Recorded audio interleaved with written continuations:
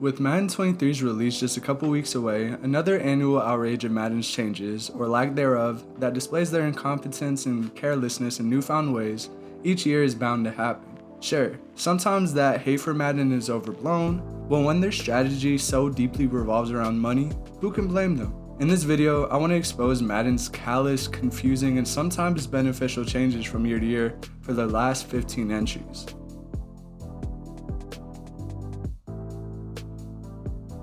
Madden NFL is a video game sports simulation series created by EA Sports, a branch of the widely known video game developer Electronic Arts, and is based on the National Football League. The game originated in 1989 with some games releasing for the Sega Genesis, Super Nintendo, and on-computer softwares.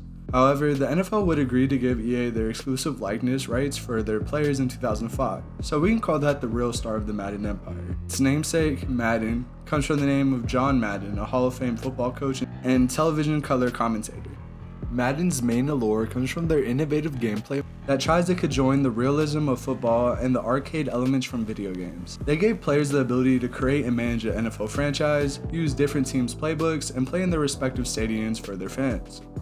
As the NFL licensing became solely EA's, many believed their lack of competition would breed complacency and greed. Unfortunately for fans, the creation of their staple game mode Ultimate Team would prove most of fans' concerns to be correct. Since the game mode's creation in 2010, Madden has seemingly blurred the lines more and more each year when it comes to pay-to-win mechanics in their games and their ethicality.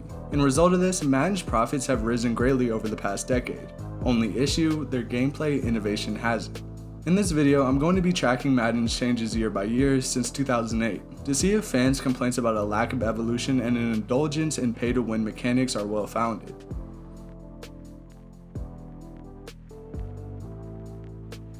I wanted to start with Madden 08 because it was the first for the franchise to release on both the then new-gen systems with PS3 and Xbox 360. So naturally, it makes sense to start here if I don't want to simply recount Madden's entire history, which would make for a pretty long video. Regardless, let's get into what Madden 08 brought into the fold with its entry into the new generation. Next, there was a few presentation improvements like Marshall Faulk's pregame predictions and new superstar player introductions for spotlights on each team's best players. The Superstar game mode was back for 2008 but remained relatively untouched enough to call it a change in and of itself. However, it did now allow the player to play as a member of the 2007 rookie class instead of Madden 07's option of only creating your own player. A notable part about this mode was it allowed for combine drills to decide your draft stock, which would soon be gutted even as Madden nears its 2023 iteration, although it's been replaced in some ways. All that being said, Madden 08's biggest addition came in form of its players' weapons icons. What this did essentially was instead of great players relying on their given attributes to excel at a specific facet of the game, whether it be pass catching, speed, pass rush, or something like play recognition, they were instead given these badges. For example, there were icons for brick wall defender for the D-line, hands for receivers, and so on. And although there was about 20 icons that could be attributed to each team's best players. Think of this as a Superstar X Factor's light, akin to the abilities seen in current releases. The game's franchise mode didn't see much change at all, past some quality of life improvements. For what it did change, like the gem and bust feature which added some unpredictability to each season's draft, it had more complaints than praise. This can be seen in the complaints about scouting, contract negotiations, and overall lackluster simulation elements. In conclusion, Madden 08 served its purpose with bringing its story game into the next generation. However, there wasn't any large developments in gameplay or presentation features. Not every Madden needs leaps and bounds of changes though, although the issue arises if this trend continues. Let's see if it does heading into the franchise's next installment, Madden 09.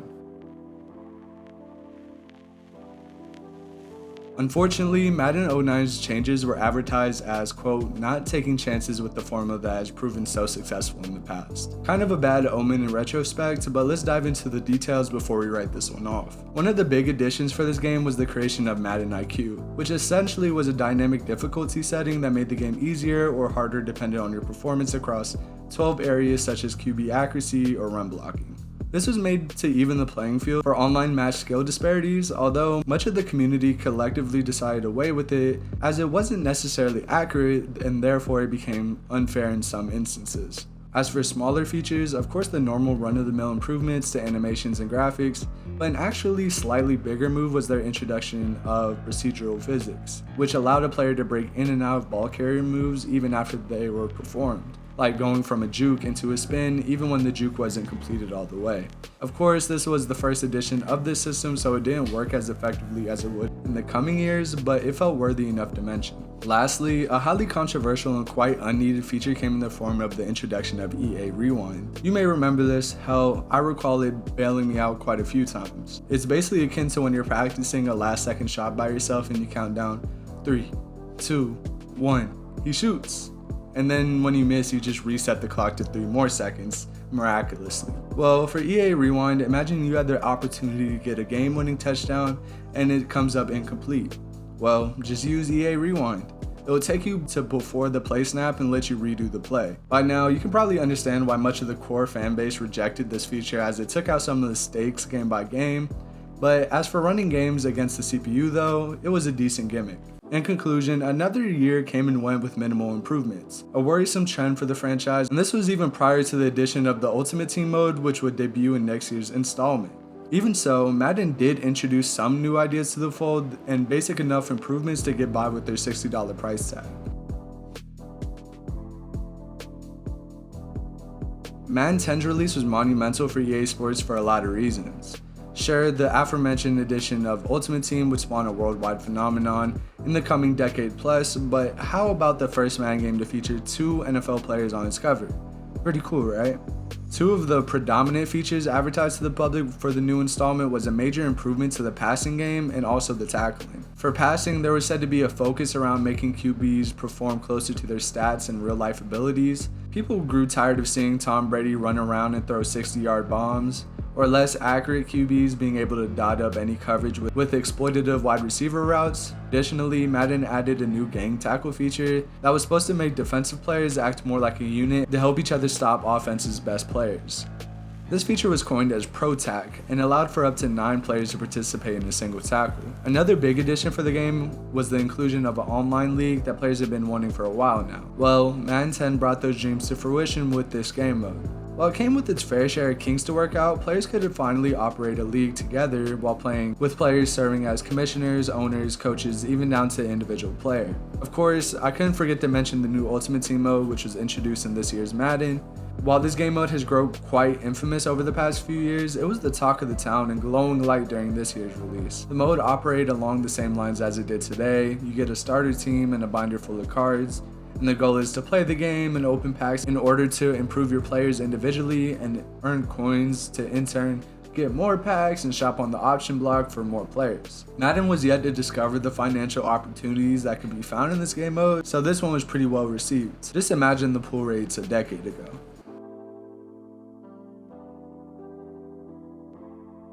Madden 11 was the first Madden I played consciously. Sure, I booted up some of the earlier copies and ran around on the Madden 04 days, but it was Madden 11 where I was trying to compete with my friends, couch co-op style or in Ultimate Team. The biggest feature added into Madden 11's gameplay was something called Game Flow. This is essentially what Coach Suggestions is today, but then was advertised as a play calling feature built to speed up playing time by giving play call suggestions that dynamically changed on account of down and distance, time on the clock, and some other factors. I'd actually call this one of Madden's more impressive additions, and I think the erasure of having a complete knowledge of the playbook really appealed to the casual player, and that's even without considering the time saved that eased the minds of players with low attention spans. Another popular feature added to this installment was the addition of online team play. I always thought this game mode never got enough love, but it wasn't everyone's cup of tea. Basically, this mode allowed you to team up with up to 4 players and let you and your teammates control individual skill players on the offensive and defensive side of the ball. The Ultimate Team game mode returned for Madden 11's release, although not changing much. There was a large amount of complaints surrounding the addition of player contracts, which seemed like an unneeded way to motivate players to open packs and get coins, and to simply be afforded to play each match. If you don't already know, player contracts were given on usually a 3, 5, or 10 game basis, and when the contract ran out, you either had to use a contract card, which could be gained by opening packs, or spend a fixed amount of coins to add games to their current contract. Consider this a sneak peek into the ridiculous financial practices that would be brought in for Madden's future releases.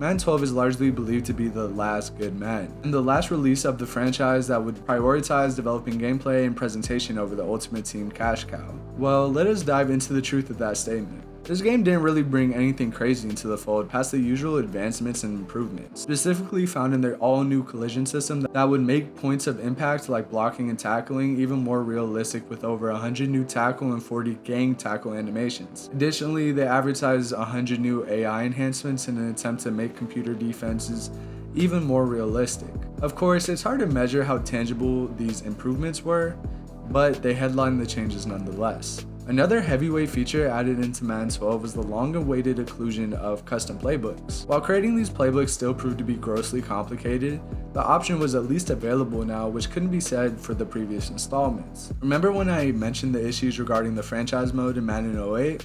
Well, those features finally got addressed in this release, as it was said that 100 new features were being added to the franchise mode, along the likes were an all-new scouting system, free agent bidding system, player roles, and hot and cold streaks during the season, which really was just a reconstruction of the player confidence system. Speaking of which, the player of confidence system was also repurposed for the Be a Superstar mode as dynamic player performance. This kind of starts the trend of Madden repackaging slashed and gutted features of past Maddens as a new shiny feature. You'll see more of what I'm saying as we continue.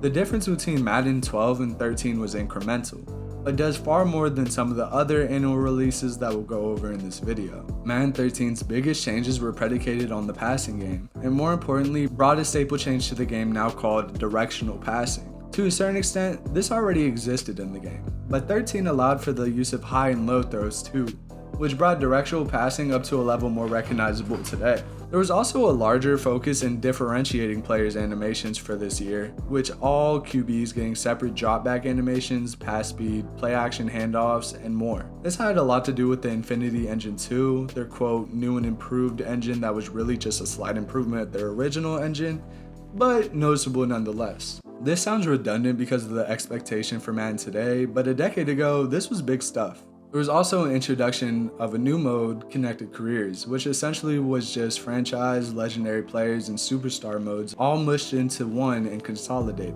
So can't give them too many points for that. For players outside of the Ultimate Team grasp, this was the first real sign of a pseudo-abandonment of this player base, and they let their criticism be known. Of course, each Madden comes with a bunch of new AI animations, commentator lines, and things like AI defensive and offensive IQ, like coverage techniques or lining up in the right positions. In conclusion, this Madden didn't make any remarkable changes and took a few steps back when it came to their non-Ultimate Team game modes. Alright, let's move on to Madden 14, or how most people know it, Madden 25.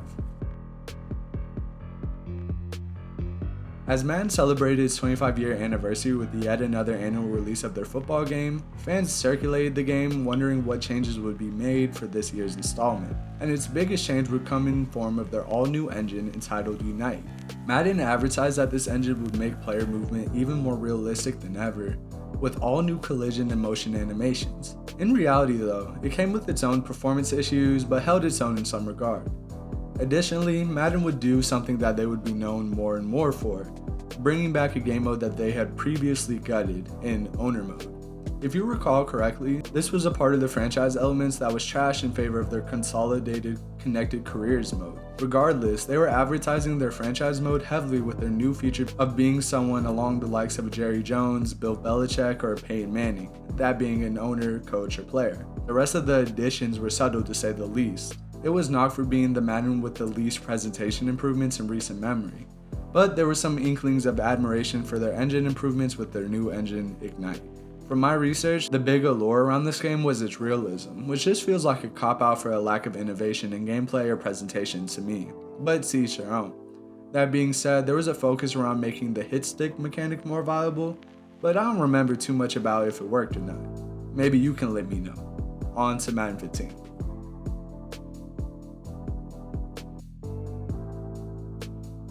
Now that we're a couple games in, you can see the pitfalls in this complacency already.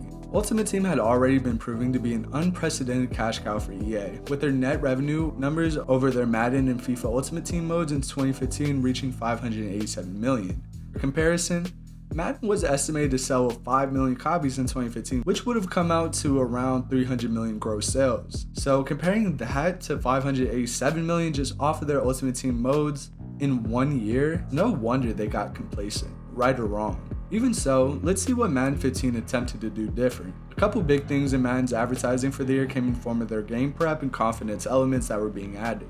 These things really only mattered for their connected careers mode, with game prep allowing for game plans to be made in between each played game where you could look at opponent's strengths, weaknesses, and tendencies. For confidence, this pretty much acted as a boost to an individual player's rating based off their recent performances. If they were underperforming, an 88 could drop to an 84 per se, or a 72 jumping up to an 80 off the back of a great game. Another thing heavily featured in marketing was the implementation of what they call Player Sense 2.0. This feature, which was introduced in Madden 25 but fully realized in Madden 15's release, was essentially created to make AI players more realistic.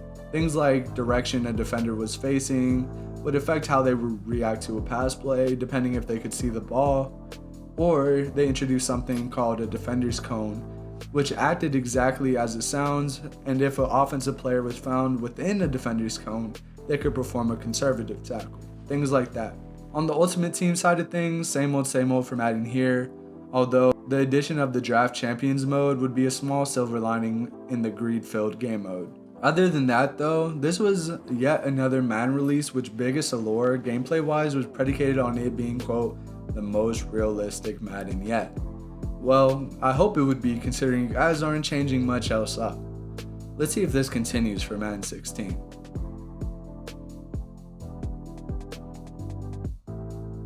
Madden 16 would be one of the more lackluster Madden releases when it comes to the addition of new elements to the game.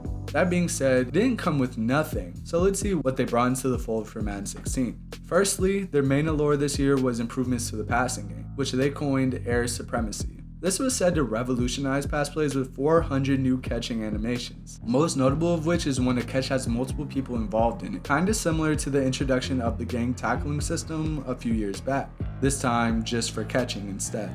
I feel like this was kinda dressing up their normal AI improvements, but you know how Madden do at this stage of their releases. Next, they introduced some changes to player control defensive plays with the new choice to either play ball hawk or play receiver. This was essentially akin to the difference in tackling with aggressive or conservative tackles. Now you could aggressively play the ball if it's an easy pick, or if it seems like it could be a complete pass, the smart play would be conservative defense in that instance. I remember this change quite vividly as a handicapped users who just held triangle or Y off of snap to prepare for the pick opportunity.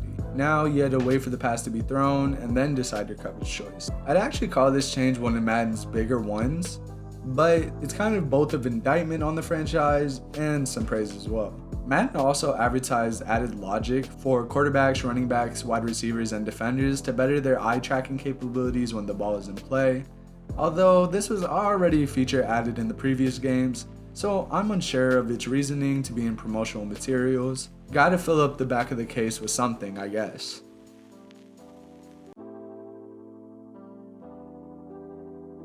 Madden 17 would be one of the first recent Maddens to make an emphasis on improving the franchise mode, or that's at least what was advertised. Still, this was a big win for the non-Ultimate Team game modes, although in retrospect I wonder if it was just an excuse for the lack of innovation on the Ultimate Team side of things, considering its improvements were severely underwhelming.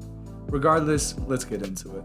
So, the usual quality of life and logic improvements were added to Madden 17's franchise mode, with their big ticket being their big decisions feature, which said to revolutionize the mode. Yeah, we'll see about that. Essentially, it was a more story-based approach for injuries, acquisitions, re-signings, and free agent biddings. Sure, it added some emphasis to each decision, but let's not act like this was worthy of saying it was revolutionary for the mode. On to other changes, not sure if it's too notable as I never paid enough attention to notice, but they changed up the announcers from Jen Nance and Phil Simms to Brandon Gaudin and Charles Davis. Surprisingly, I think Madden, for the most part, knocks their in-game commentary out of the park, so this is kind of a zero-sum change for me, but maybe you thought it was a great change or even a bad one. Let me know down below. Also, they added the pylon camera into the game as well as numerous other camera shots and zoom speeds for replays. Again, not a big factor for me, but at least it's something. Additionally, Madden said they revamped their ball carrier action in this one. Specifically, this was seen in the speed juke options for smaller backs and more truck and stiff arm animations for the bigger backs. Not only that, but they added a new projected path indicator which was said to aid the user in navigating through traffic. Not sure if this helped, as I don't think it's still a feature in modern Maddens, but again, at least they tried, I guess. Oh, and one last thing, there was a talk about improvements with tackle battles, essentially just new tackle animations for stuffs and fall forwards. That's it for Madden 16 though, like I said, not much, which was unfortunately already a trend in years past, but even more so now.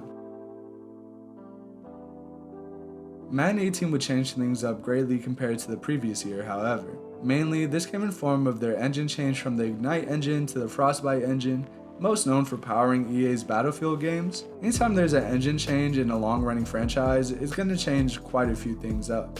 This was also the first Madden to not release on 360 or PS3.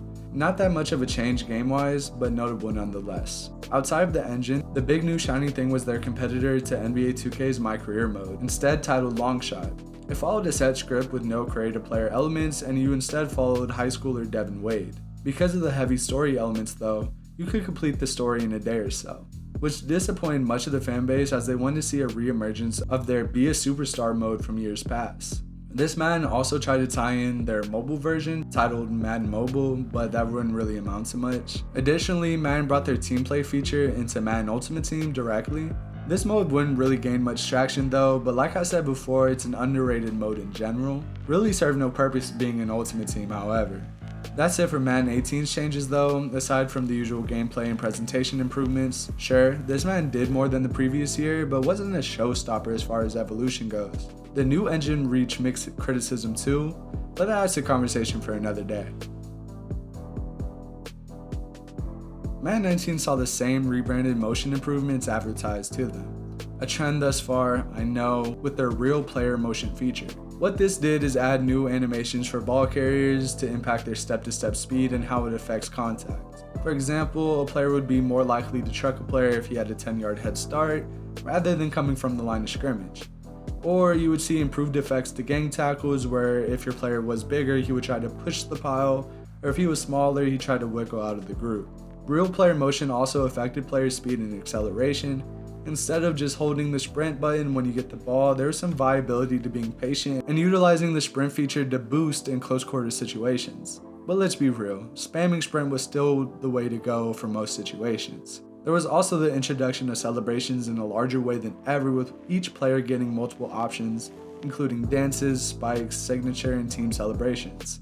Madden also brought back their long shot game mode for a sequel, although the first one didn't get much praise, so it's surprising it came back at all. Regardless, this mode again followed a scripted story of QB Devin Wade and wide receiver Cole Cruz.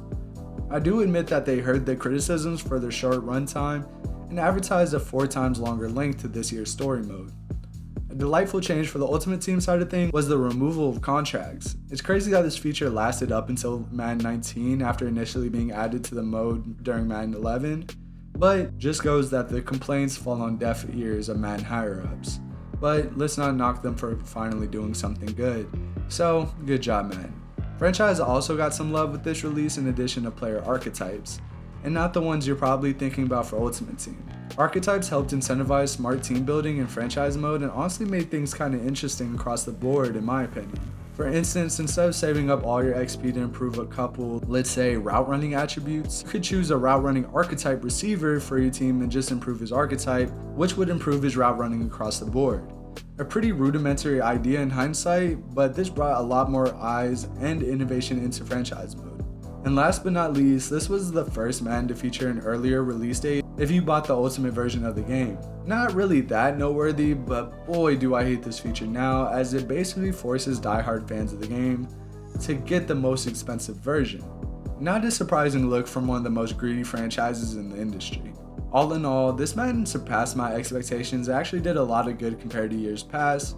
I think the overall reception was still negative, however, which is just a testament to how blinding the Ultimate Team greed can be. But the Madden developers did a lot of good with this one.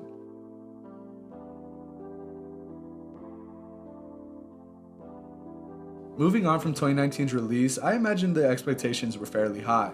Well, Madden's key addition for this installment would be their QB1 mode, a revamped version of their playable story. Instead, this time you'll be able to create a character and take him through the ranks of college, albeit being from a 10-team pool. and into your NFL career. This was a big allure to fans missing NCAA football games, but seriously, this was just Madden with college uniforms. But I guess we shouldn't have expected any more than that. Madden would also bring in a huge feature in retrospect with this Madden in form of their Superstar X Factors. I give EA a lot of flack for not being innovative enough in past years with their gameplay and instead just dressing up new animations and AI improvements as some form of great change. But Superstar X Factors was an actual momentous change for the Madden world, for better or for worse. So I gotta give them some credit there. Instead of archetypes only being in franchise mode, they debuted in the game with players like scramblers getting specialized abilities for QB running throws and ball carrier moves, or players with no-look Deadeye could throw darts around the field regardless of their body position, and so on. Sure, this made the game more arcadey and less simulation-based, but I think that's just a way of saying more fun. That being said, exploits were soon found in these abilities and took constant updates to make sure there was balanced gameplay. Madden also emphasized their playbooks in this release, with the additions of run-pass options and special plays like the Philly Special, while also updating specific teams' playbooks throughout the season. This one kind of felt like a why wasn't this added before? But the good part is it's in the game now. Lastly, on the Ultimate Team side of things, which has seen little to no change outside of their promos, aka money machines, got a new game mode in form of Superstar KO. This game mode essentially brought the ease of those quick solo challenges with the thrilling gameplay of online multiplayer. Madden tried to ease players' minds who felt dejected after spending 30 or so minutes playing a game only to lose by a last-second touchdown. It never caught on for me, but I know this mode has some faithful enjoyers and would be here to stay in the ensuing installments.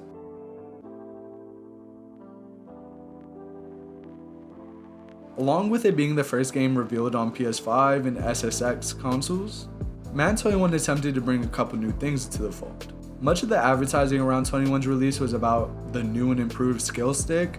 While there is still some, including me, circle button for spin move truthers, Madden promised great potential for players who utilize this stick to string together combos in order to make the most dynamic moves. This meant the ability to move from jukes to spins seamlessly with the new addition of slide hurdles to this year's game as well. This reached a mixed bag of criticism as some fans thought Madden was already leaning too far into their arcade elements, but I never really noticed a big enough difference to care. The skill stick stretched to the defensive side too, with all pass rush and block shed moves being done on the stick as well. This was intended to make users on the D-line more viable, and I think it did help for the most part. Defenses would also see a change in their tackling system. Madden said they were adding 3 different types of tackles to this title: location-based, breakdown, and improved dive tackling. The most significance of the 3 was their location-based tackling. In theory, with its intended purpose to have AI defenders position themselves more intelligently in consideration of goal lines, first down markers, out of bound lines, and so on. Of course, it wasn't flawless, but it was in needed change nonetheless. Story mode was also back after a rough 3 years in terms of reception, with Madden instead opting to start your QB in high school, then 2 seasons in college, and finally an NFL career. This title also allowed position changes to wide receiver and running back once you reach the college level, which some people had been asking for. I still miss the old days where you can play almost any position though. X Factors were emphasized greatly in this release too, with 50 new abilities being added to the fold. Last but not least, Madden would also attempt to compete with NBA 2K's Park mode with their version, The Yard. Basically, this mode was a 6v6 version of backyard football, with an emphasis on big plays and one-on-one matchups. This mode never really reached the highs seen in NBA 2K, but felt like a step in the right direction with the creativity in Madden's game modes. Although, maybe it was just an excuse to charge $20 for uniforms.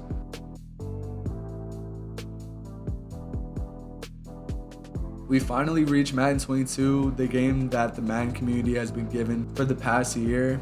Honestly, the Madden hate has kind of dwindled on my social timelines, but I'm not sure if that's a result of Madden doing anything better, and maybe just a kind of sad acceptance. Regardless, let's see what Madden 22 did new with their second release that would feature 2 stars on the cover, Tom Brady and Patrick Mahomes. Madden led their Xbox conference where they revealed the title with something called Dynamic Game Day. If you don't know what this is, don't worry because I didn't either.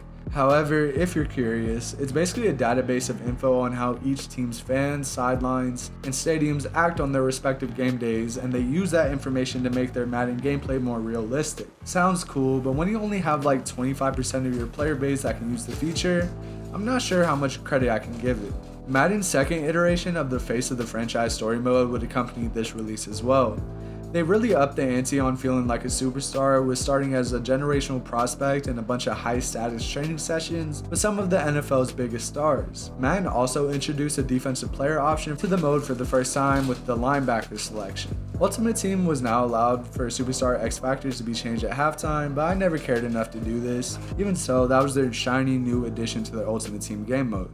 There was also a change to how the chemistry works that reached some mixed criticism, but again, nothing the casual fan would probably notice. All in all, a pretty lackluster year in terms of evolution with the power of hindsight. That being said, I'm sure Madden experienced the same financial success and therefore experienced little to no repercussions for their lack of change, although.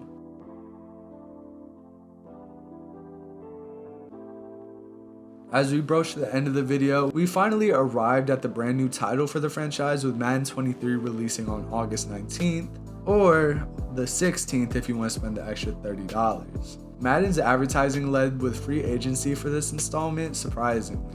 Apparently they added new free agency tools, improved trade logic, and increased scout decision making tied in with a whole new UI system. Honestly, this kinda sounds like more of the same to me, but maybe it'll live up to their hype. Face of the Franchise was back yet again for its third time, and this time it has the ability to choose cornerback as your position, added onto its list of quarterback, running back, wide receiver, and linebacker. Apparently, the improvements made to franchise mode will help the story mode as well. Madden is also yet again teasing a new motion system that livens up their gameplay in a whole new way with field sense. EA said this would provide the foundation for consistent, ultra-realistic gameplay with changes to defenses, skill-based passing, and ball carrier control. Additionally, there's supposed to be more movesets for each wide receivers and defensive backs. This brings us to the end of Madden's long evolution since their entry into the PlayStation 3 and Xbox 360 generation, and into their current releases of PlayStation 5 and Xbox Series S/X.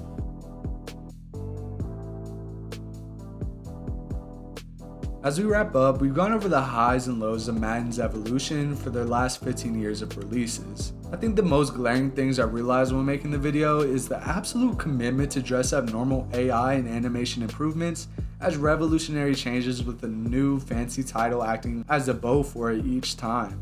Whether it be Field Sense, Player Sense 2.0, Real Player Motion, Air Supremacy, Pro Tac, or whatever else, it's all basically the same thing.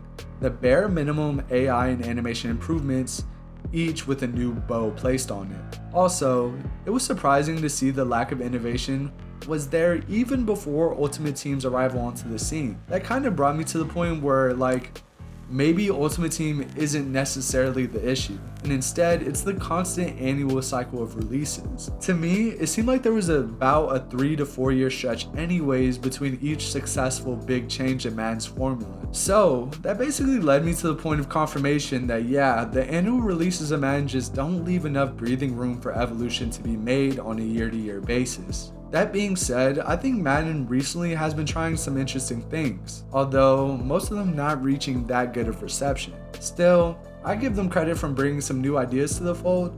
However, even Madden 22 brought some of the more disappointing lack of changes in Madden's tumultuous history. So I really hope Madden 23's proposed changes are as game-changing as advertised. What about you guys? After watching the video, has Madden surprised you with the amount of changes that have taken place over the last 15 years? Or are you disappointed with seeing the lack of progress the core game mode has made during that same time? Let me know in the comments below, and this video has been made by Underdog. Peace.